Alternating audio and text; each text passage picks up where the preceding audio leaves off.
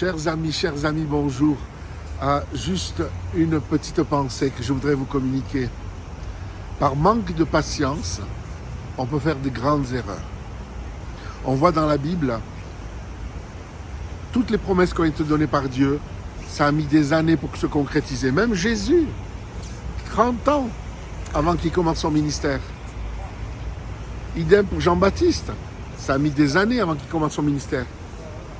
De quand il a été oint par Samuel, David, jusqu'à l'accomplissement de sa royauté, je crois que ça a mis 20 ans, 20 ou 27 ans.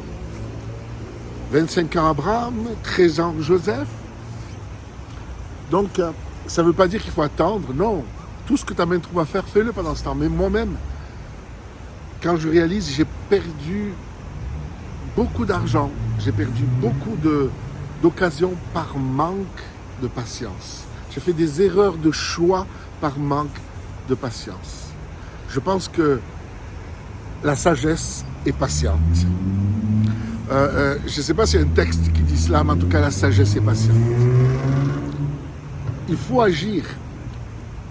Il faut être actif. Il faut être un témoin efficace. Témoigner autant que cela dépende de nous. En toute occasion, favorable ou pas favorable. Témoigne de Jésus parce que tu peux toucher une âme et la sauver de l'enfer. Mais une chose qui est importante, pour les grands projets, notre destinée, nos grands rêves que nous avons dans notre cœur, pour qu'ils s'accomplissent, il faut avoir de la patience. Et quand on nous présente des choix devant nous, eh bien, il faut vraiment prier, demander conseil, discerner. La Bible dit, il met des chemins tout tracés dans notre cœur, les amis.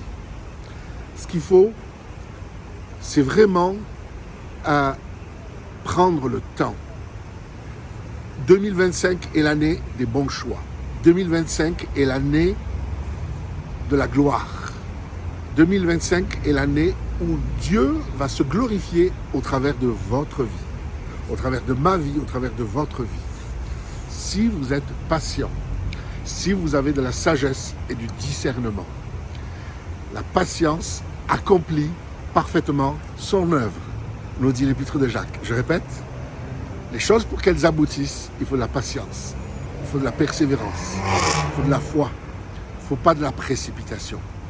Et Dieu agit. N'oubliez pas, les amis, quand Dieu leur a dit, je vous donne le pays où coule le lait et le miel, 40 ans après que le peuple se soit renouvelé, j'allais dire, ils sont entrés dans le pays. Vous savez combien de temps ils ont mis pour conquérir tout Canaan? 7 ans. 7 ans, mes amis. Plusieurs d'entre vous, vous êtes passés par des périodes de 7 ans, de galères, de combats. Vous dites, mais c'est des combats qui n'en finissent plus. La fin de ton combat arrive. 2025 est l'année, 25, j'allais dire, 5 et 2, 7. Je ne veux pas de la numérologie, mais je pense à ça. 7. C'est l'année 2025. Il va y avoir des concrétisations. Alors persévère. Persévère. Je sens tellement la présence de Dieu en vous parlant là. Persévère, mes amis. Persévère. Parce que l'aboutissement arrive. Et sois sage et surtout patient. Soyez bénis. La patience accomplit parfaitement son œuvre. Soyez bénis au nom de Jésus-Christ. Au nom de Yeshua Mashiach. Amen.